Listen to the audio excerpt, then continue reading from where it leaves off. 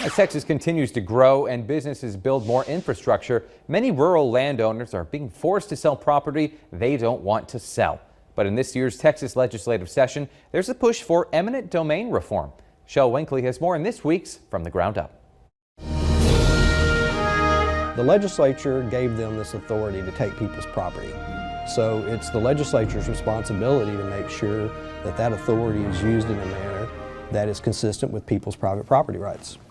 And your private property right is right to get just compensation for your property. Billy Howe works for the Texas Farm Bureau as an advocate for agriculture on water and eminent domain law. If it was a willing buyer, willing seller transaction, anything that you had to spend on an attorney or an appraiser or any other professional to help you with the transaction, you could kind of figure into what they ultimately pay you. You can get yourself reimbursed for those costs.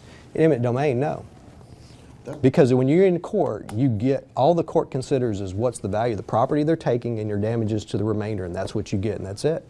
Howe says there are other factors in a willing buyer, willing seller transaction that would be taken into consideration.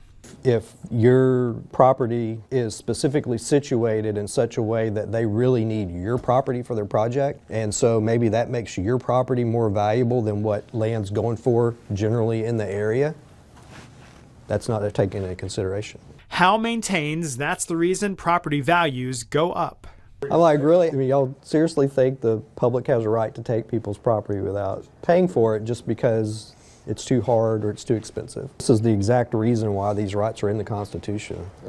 That's why you have a right to equal protections, why you've got a right to be compensated if your property is taken for public use, because they knew that otherwise the majority was going to try to run over the minority. I'm Shel Winkley, looking at Central Texas agriculture from the ground up.